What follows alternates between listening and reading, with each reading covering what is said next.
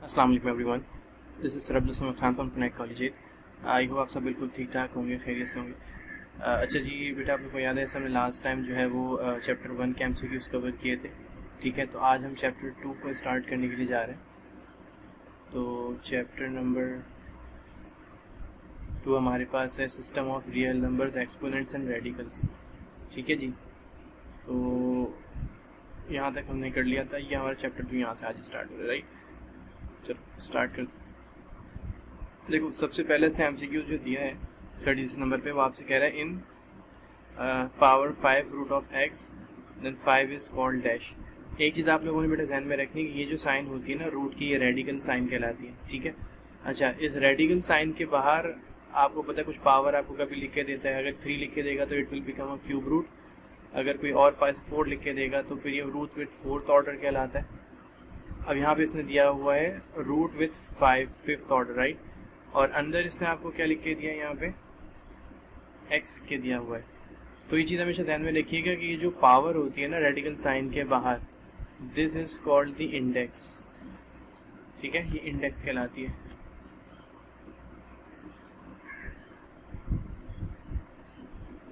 और ये जो वैल्यू रेडिकल साइन के अंदर लिखी होती है एज अ बेस, ये रेडिकेंड कहलाती है। ठीक है जी,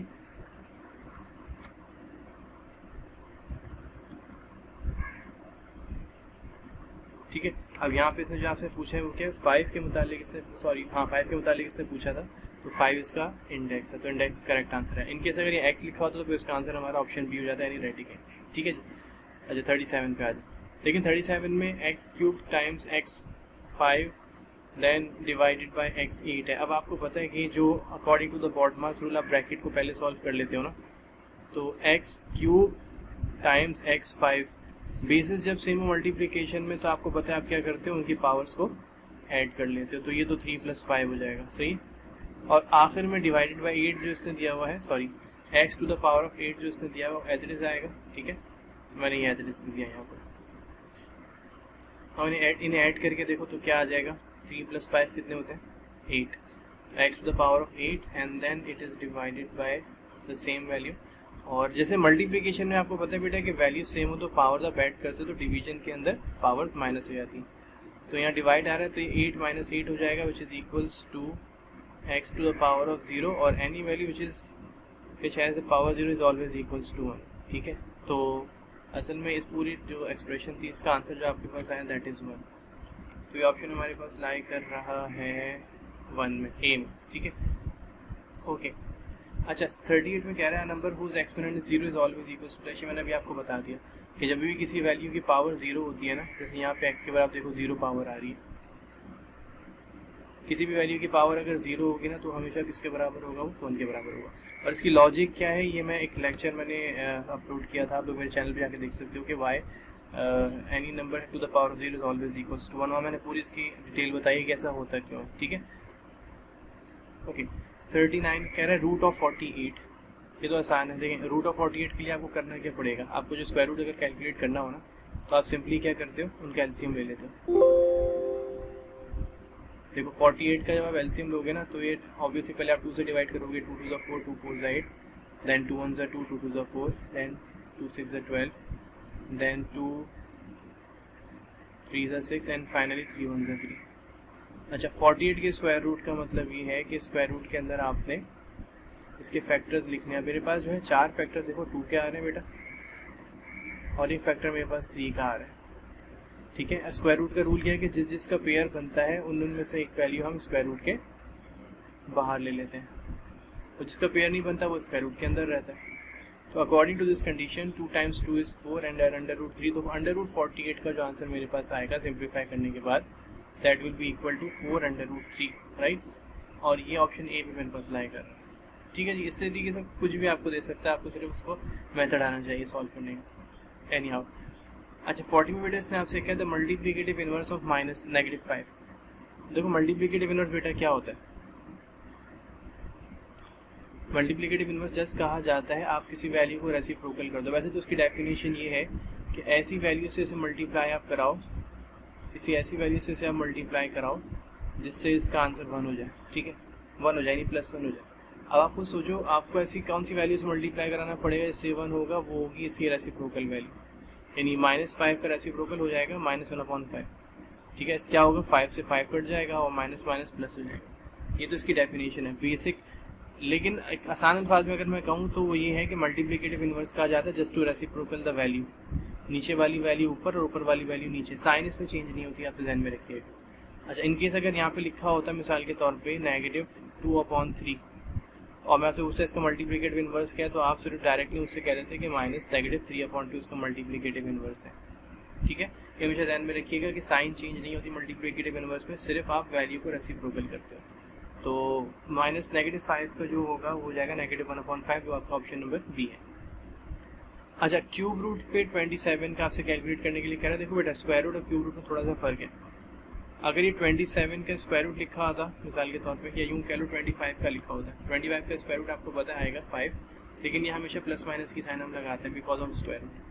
लेकिन क्यूब रूट जो है, ठीक है, तो अगर उसके अंदर साइन नहीं दी हुई तो ये ध्यान में रखिएगा, अगर +27 है तो इसका आंसर +3 आएगा, और अगर -27 है और उसका आप क्यूब रूट कैलकुलेट करना चाह रहे हो तो इसका आंसर -3 आएगा। जबकि स्क्वायर रूट के अंदर अगर 25 प्लस में है तभी इसका स्क्वायर रूट निकल सकता है, लेकिन अगर 25 नेगेटिव में तो इसका स्क्वायर रूट नहीं निकलता, ये आपको पता है। ठीक है, छोटी सी ध्यान में रखिएगा। इसकी लॉजिक क्या है कि स्क्वायर रूट के अंदर 2 एक जैसी वैल्यूज़ का मल्टीप्लाई होना ज़रूरी है, तो वो +5 आप कर लो। यानी अगर मैं इसको इस तरीके से समझाऊँ आपको कि 25 जो अंदर आया है वो हो सकता है 2 +5 से आया हो, तो ये भी सही है, और ये भी हो सकता है कि ये 2 -5 से आया हो। ठीक है, तो दोनों सूरतों के अंदर मेरे पास इसका आंसर +25 ही आता है। लेकिन क्यूब रूट की जब बात आती है तो इसमें 2 से बढ़ के वैल्यूज 3 हो जाती है, यानी कि अगर 27 प्लस में लिखा हुआ है तो फिर मेरे पास 3 प्लस वैल्यूज होनी चाहिए, तभी +27 मेरे पास आएगा।